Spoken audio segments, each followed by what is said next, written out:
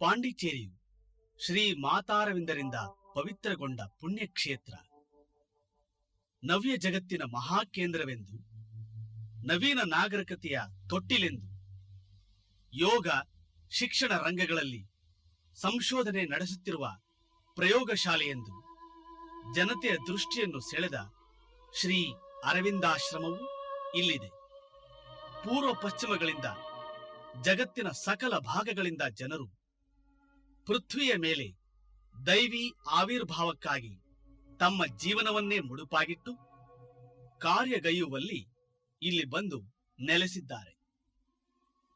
ಜೀವನದಿಂದ ಪಾರಾಗುವುದಲ್ಲ, ಓಡಿ ಹೋಗುವುದಲ್ಲ, ಕೇವಲ ಧ್ಯಾನಸ್ಥನಾಗಿ ಕೂಡುವುದೂ ಅಲ್ಲ, ಆದರೆ ಜೀವನವನ್ನೇ ಪರಿವರ್ತಿಸಿ ದಿವ್ಯ ಜೀವನವನ್ನಾಗಿ ಮಾಡುವುದು. ತೋಟಗಾರಿಕೆ, ಬೇಕರಿಗಳು ಹೇಗೂ ಹಾಗೆಯೇ ವಾಣಿಜ್ಯ ಉದ್ದಿಮೆಗಳ ಕಾರ್ಯವು. ಇಲ್ಲಿ ಸಮಗ್ರ ಜೀವನವೇ ಶಿಕ್ಷಣವಾಗಿದೆ, ಸಮಸ್ತ ಶಿಕ್ಷಣವೇ ಪೂರ್ಣ ಯೋಗವಾಗಿದೆ.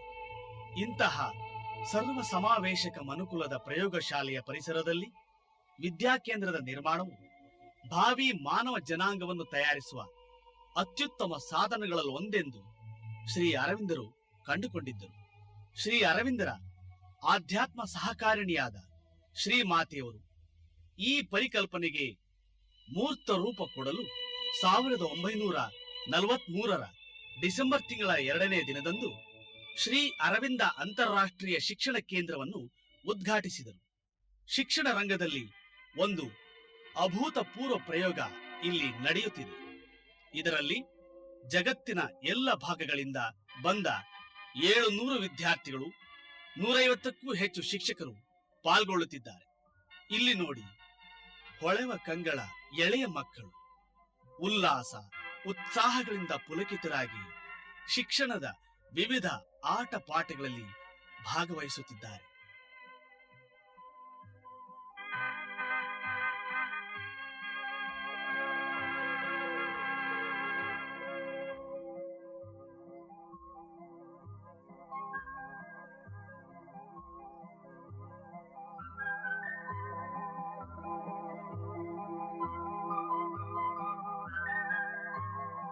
ಆಂಗ್ಲ, ಫ್ರೆಂಚ್, ಸಂಸ್ಕೃತ ಭಾಷೆಗಳಲ್ಲಿ ಮತ್ತು ತಮ್ಮ ತಾಯ್ನುಡಿಯಲ್ಲಿ ಹಾಡನ್ನು ಹಾಡುತ್ತಾರೆ.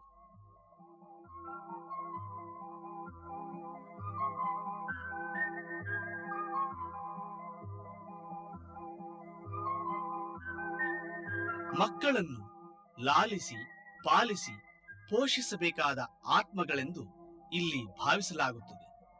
ಒಂದೊಂದು ಮಗುವು ಅದ್ವಿತೀಯವಾಗಿದ್ದು ತನ್ನ ವಿಕಾಸದ ದೀರ್ಘ ಇತಿಹಾಸದೊಂದಿಗೆ ನವೀನ ಭವಿತವ್ಯದೆಡೆಗೆ ಮುನ್ನಡೆಯುತ್ತದೆ. ಮಗುವು ಒಂದು ಮೊಗ್ಗೆ ಆಂತರಿಕ ಪ್ರೇರಣಾ ಶಕ್ತಿಯಿಂದ ವಿಕಾಸ ಹೊಂದಿ ಅದು ಪಕಳೆ ಪಕಳೆಯಾಗಿ ಅರಳುತ್ತಾ ಪೂರ್ಣ ಅರಳಿದ ಕಮಲವಾಗುತ್ತದೆ. ಶ್ರೀ ಅರವಿಂದರು ಹೀಗೆನ್ನುತ್ತಾರೆ: ಏನನ್ನೂ ಕಲಿಸುವುದು ಸಾಧ್ಯವಿಲ್ಲ. ಇದು ಶಿಕ್ಷಣದ ಪ್ರಥಮ ಸಿದ್ಧಾಂತ. ಶಿಕ್ಷಕನು ಒಬ್ಬ ಸಹಾಯಕ ಮತ್ತು ಮಿತ್ರ, ಒಂದು ಆದರ್ಶ, ಒಂದು ಪ್ರಭಾವ. ಅವನೊಬ್ಬ ಮಾರ್ಗದರ್ಶಿ. ಸಾಗರದ ತಳದಲ್ಲಿ ಏನಿದೆ? ಮಕ್ಕಳ ಪ್ರಶ್ನೆ. ಅವರು ಬೇರೆ ಯಾವ ಪ್ರಶ್ನೆಯನ್ನಾದರೂ ಕೇಳಬಲ್ಲರು. ಶಿಕ್ಷಕನ ಸಹಾಯದಿಂದ ತಿಳಿದುಕೊಳ್ಳಲು ಸ್ವತಂತ್ರರು. ಇವೆಲ್ಲ ಶ್ರೀ ಅರವಿಂದರ ಶೈಕ್ಷಣಿಕ ವಿಚಾರಗಳಿಗೆ ಮೂರ್ತ ರೂಪ ಕೊಡಲು ಪ್ರಯತ್ನಿಸುವ ಒಂದು ನವ್ಯ ಶಿಕ್ಷಣ ಪದ್ಧತಿಯನ್ನು ತೋರಿಸುತ್ತದೆ. ಈ ಪದ್ಧತಿಯನ್ನು ಮುಕ್ತ ಪ್ರಗತಿಯ ಪ್ರಣಾಳಿ ಎಂದು ಕರೆಯಲಾಗುತ್ತದೆ.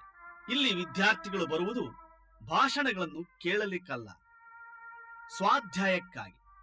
ತನ್ನ ಅಭ್ಯಾಸದ ವಿಷಯವನ್ನು ಆರಿಸಬಲ್ಲ, ತನ್ನ ಪ್ರಗತಿಯ ಗತಿಯನ್ನು ಆಯ್ದುಕೊಳ್ಳಲು ಪ್ರತಿ ವಿದ್ಯಾರ್ಥಿಯೂ ಸ್ವತಂತ್ರ. ಅವನ ಮೇಲೆ ಹೊರಗಿನಿಂದ ಯಾವುದನ್ನೂ ಹೇರಲಾಗುವುದಿಲ್ಲ. ಅವನು ಬಂದಿರುವುದು ಪ್ರಶ್ನೆ ಕೇಳಲು. ವಿದ್ಯಾರ್ಥಿ ತಾನೇ ಅದರ ಉತ್ತರವನ್ನು ಕಂಡುಕೊಳ್ಳಲು ಬರುವಂತಹ ಸೂಚನೆಯನ್ನು ಶಿಕ್ಷಕ ಕೊಡುತ್ತಾನೆ.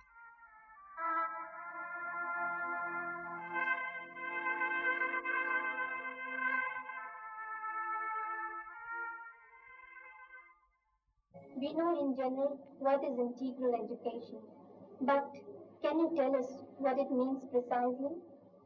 You don't know it? This is exactly what we are trying to do here. Education, to be complete, must have 5 principal aspects relating to the 5 activities of the human being: the physical, vital, mental, psychic, and spiritual. You spoke just now of the vital education. Could you tell us what it is? The education of the vital, as you know, has 2 main aspects. The first is to develop and utilize the sense organs. The second is to become conscious and gradually master of one's character, and in the end, to achieve its transformation. ಮಕ್ಕಳು ಅನೇಕ ಸಲ ನಿಜವಾಗಿ ಪ್ರಚೋದಕ ಪ್ರಶ್ನೆಗಳನ್ನು ತಂದಿರುತ್ತಾರೆ. ತನ್ನ ತಾನರಿಯುವುದೇ ಅತಿ ಮಹತ್ವದ ಮಾತೆಂದು ನನಗನ್ನಿಸುತ್ತದೆ. ಆದರೆ ಇದನ್ನು ಸಾಧಿಸುವುದು ಹೇಗೆ? ಇದೊಂದು ಸಬ್ಮರೀನ್, ಅಂದರೆ ಜಲಾಂತರ್ಗತ ನೌಕೆ. ಈ ಮಕ್ಕಳು ಸ್ವತಃ ತಾವೇ ಮಾಡಿದ್ದು. ಈಗ ಸಾಗರದೊಳಗೆ ಚಲಿಸಬಲ್ಲ ಮಾದರಿ ನೌಕೆಯೊಂದನ್ನು ಅವರು ಮಾಡಲಿದ್ದಾರೆ.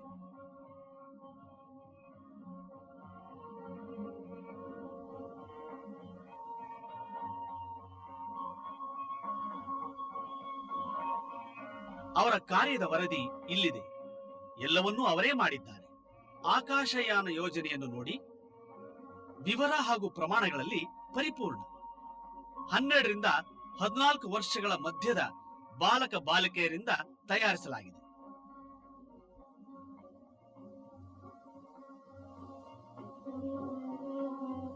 ಹತ್ತರಿಂದ 13 ವಯಸ್ಸಿನ ಮಕ್ಕಳು ಸೌರವ್ಯೂಹದ ವಿಷಯವಾಗಿ ಈ ಪುಸ್ತಕ ತಯಾರಿಸಿದ್ದಾರೆ. ಒಬ್ಬೊಬ್ಬರು ತಾವೇ ಆರಿಸಿದ ಗ್ರಹದ ಬಗ್ಗೆ ವಿವರಣೆ ನೀಡಿದ್ದಾರೆ.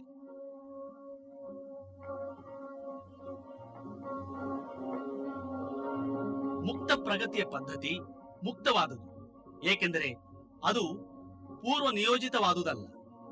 ಅದು ಮುಕ್ತವಾದುದು ಏಕೆಂದರೆ ಅದು ಯಾರ ಮೇಲೂ ಹೇರಲಾದ್ದಲ್ಲ. ಅದು ಮುಕ್ತವಾದದ್ದು ಏಕೆಂದರೆ ಹಳೆಯ ಸಂಕಲೆಗಳನ್ನು ಮುರಿದೊಗೆದು ಭವಿತವ್ಯವನ್ನು ಹಾಗೂ ಅದರ ಅನೇಕಾನೇಕ ಸಾಧ್ಯತೆಗಳನ್ನು ಪರಿಶೋಧಿಸಲು ಪ್ರತಿಯೊಬ್ಬನನ್ನೂ ಅದು ಪ್ರೋತ್ಸಾಹಿಸುತ್ತದೆ. ಮುಕ್ತ ಪ್ರಗತಿಯು ಆತ್ಮನಿರ್ದೇಶಿತ ಪ್ರಗತಿಯೇ ಹೊರತು ಸಂಸ್ಕಾರ, ಸಂಪ್ರದಾಯ ಹಾಗೂ ಪೂರ್ವಕಲ್ಪಿತ ವಿಚಾರಗಳ ಬಂಧನಕ್ಕೀಡಾದ ಪ್ರಗತಿಯಲ್ಲ ಎಂಬುದು ಶ್ರೀ ಮಾತೆಯವರ ವಚನ.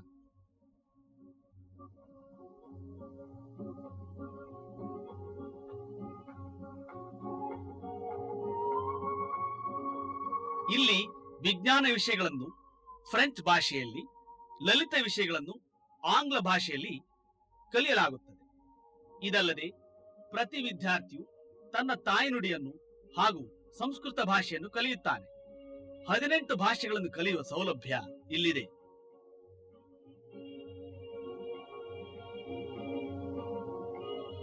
ಇದು ಭೌತ ವಿಜ್ಞಾನ, ರಸಾಯನಶಾಸ್ತ್ರಗಳ ಪ್ರಯೋಗಶಾಲೆ. ಇದು ಭೂವೈಜ್ಞಾನಿಕ ನಮೂನೆಗಳ ಸಂಗ್ರಹಾಲಯ.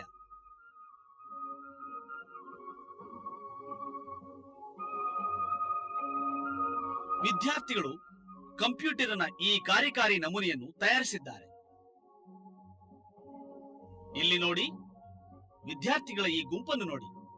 ಇವರು ಭೌತ ವಿಜ್ಞಾನದಲ್ಲಿ ಒಂದು ಮಹತ್ವದ ಯೋಜನೆಯನ್ನು ಫ್ರಾನ್ಸಿನ ಪ್ರಖ್ಯಾತ ವಿಜ್ಞಾನಿಯ ನೇತೃತ್ವದಲ್ಲಿ ತಯಾರಿಸುತ್ತಿದ್ದಾರೆ.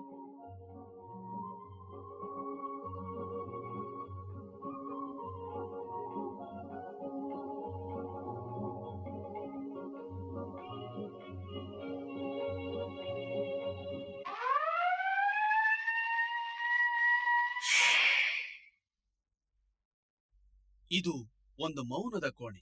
ಇಲ್ಲಿ ವಿದ್ಯಾರ್ಥಿಗಳು ಯಾವ ಅಡೆತಡೆ ಆತಂಕಗಳಿಲ್ಲದೆ ಅಭ್ಯಾಸ ಮಾಡಬಲ್ಲರು, ವಿಶ್ರಮಿಸಬಲ್ಲರು, ಚಿಂತನ ಅಥವಾ ಧ್ಯಾನ ಮಾಡಬಲ್ಲರು. ಏಕೆಂದರೆ ನಿಶ್ಚಲ ನೀರವತೆಯಲ್ಲಿ ಮಾತ್ರ ನೈಜ ಜ್ಞಾನ ಮೂಡಿ ಬರಬಲ್ಲದು.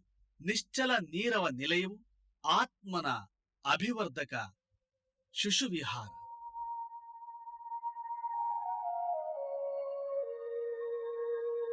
ಇದು ಗ್ರಂಥಾಲಯ.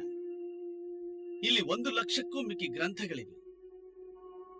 ಕೆಲವಂತೂ ಅತಿ ವಿರಳ ಹಾಗೂ ಅತ್ಯಮೂಲ್ಯವಾದವು. ಈ ಗ್ರಂಥಾಲಯದ ಕಲಾತ್ಮಕ ಪರಿಸರ ಅಭ್ಯಾಸಕ್ಕೆ ಪ್ರಚೋದನೆ ಕೊಡುತ್ತದೆ.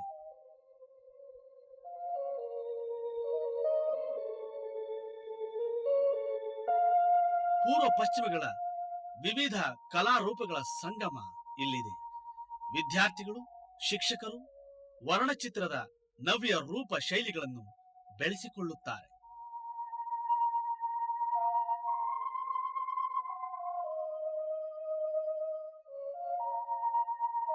ಪ್ರಾಣಶಕ್ತಿ, ಜ್ಯೋತಿ, ಏಕಾಗ್ರತೆ, ಸ್ಥೈರ್ಯ, ಸ್ತಬ್ಧತೆ ಇಲ್ಲಿಯ ವಿದ್ಯಾರ್ಥಿಗಳು ಕಾಣುವುದು ಪೂರ್ಣತೆಯ ಹಾಗೂ ಪೃಥ್ವಿಯ ಮೇಲೆ ಸ್ವರ್ಗ ಸಾಮ್ರಾಜ್ಯದ ಕನಸನ್ನು, ಪದವಿ ಪ್ರಶಸ್ತಿಗಳ ಕನಸನ್ನಲ್ಲ. ಏಕೆಂದರೆ ಪದವಿ ಮುಂತಾದವುಗಳನ್ನು ಇಲ್ಲಿ ಕೊಡಲಾಗುವುದಿಲ್ಲ. ಶಿಶುವರ್ಗದಿಂದ ಸ್ನಾತಕೋತ್ತರ ಅಧ್ಯಯನಗಳವರೆಗೆ ನವ್ಯ ಭವಿಷ್ಯತ್ತಿನ ನಿರ್ಮಾಣಕ್ಕಾಗಿ ಅವರು ಪರಿಶ್ರಮಿಸುತ್ತಾರೆ. ಕೇವಲ ತಮ್ಮ ರಾಷ್ಟ್ರದ ಇಲ್ಲವೇ ಜಗತ್ತಿನ ಒಳ್ಳೆಯ ನಾಗರಿಕರಾಗಲು, ಆದರೆ ಮಾನವೀಯ ಮಿತಿ ಮೇರೆಗಳನ್ನು ಅತಿಕ್ರಮಿಸಿ ಅತಿ ಮಾನವನ ಮಟ್ಟಕ್ಕೆ ಆರೋಹಣಗೈಯುವುದಕ್ಕೆ.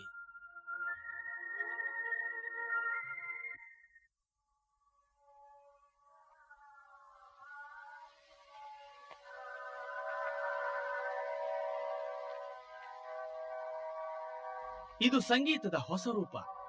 ಪೂರ್ವದ್ದೂ ಅಲ್ಲ, ಪಶ್ಚಿಮದ್ದೂ ಅಲ್ಲ, ಆದರೂ ಎರಡರ ಸಮ್ಮಿಲನ. ಇದಕ್ಕೆ ಸ್ಫೂರ್ತಿ ಬರುವುದು ನಮ್ಮ ಚೇತನೆಯ ಅಂತರತಮ ಪ್ರದೇಶಗಳಿಂದ. ಈ ವಿದ್ಯಾಕೇಂದ್ರ ಅಂತರರಾಷ್ಟ್ರೀಯ. ಶಿಕ್ಷಕ ವಿದ್ಯಾರ್ಥಿಗಳು ಜಗತ್ತಿನ ಎಲ್ಲ ಭಾಗಗಳಿಂದ ಬಂದಿರುವರೆಂದಲ್ಲ, ಅವರು ಮಾನವೀಯ ಐಕ್ಯದ ಬಗ್ಗೆ ಕಲಿಯುವರು ಎಂದೂ ಅಲ್ಲ. ಆದರೆ ಅವರು ಕಲೆ, ಸಾಹಿತ್ಯ, ನೃತ್ಯ, ನಾಟಕಗಳ ಸಮಸ್ತ ರೂಪಗಳಲ್ಲಿ ಅಂತರರಾಷ್ಟ್ರೀಯ ಐಕ್ಯವನ್ನು ಅಭಿವ್ಯಕ್ತಿಸುತ್ತಾರೆಂದು.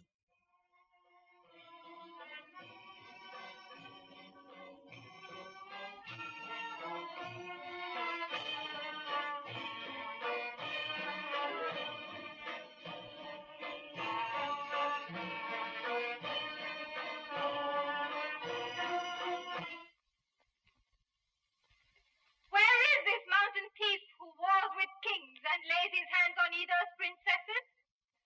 I am the man. Bappa, the outlaw. This, Bappa? This the beast? Why, Kumud, it was Krishna after all. I am Ida's princess. Why didst thou desire me? Oh, who would not desire thee, glorious virgin? Thou art the rose of Rajasthan. But roses have thorns.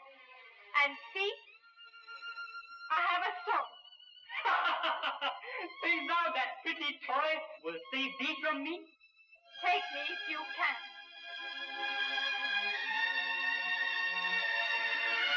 Thus then I take you. Foul play! Foul play! It was not fair to rob me of my sword. Call you this fighting? I'll not yield myself.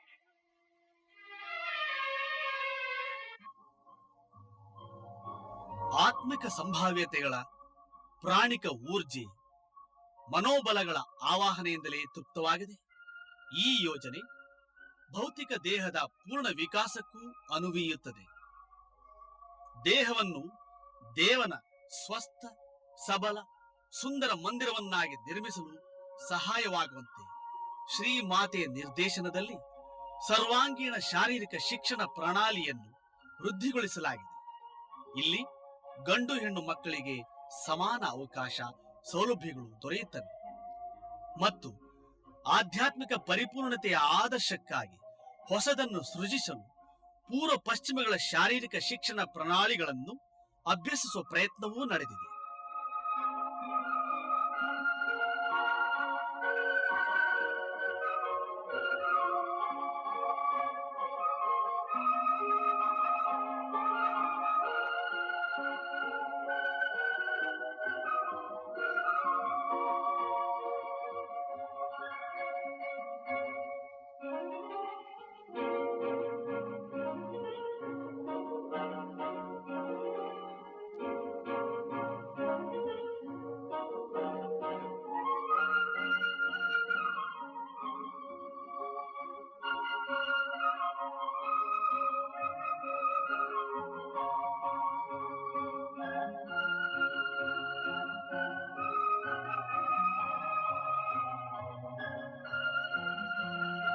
ಇಲ್ಲಿದೆ ನಿತ್ಯ ನೂತನ ವಿಚಾರಗಳಿಗೆ ತೆರೆದಿರುವ ಕ್ಷೇತ್ರ.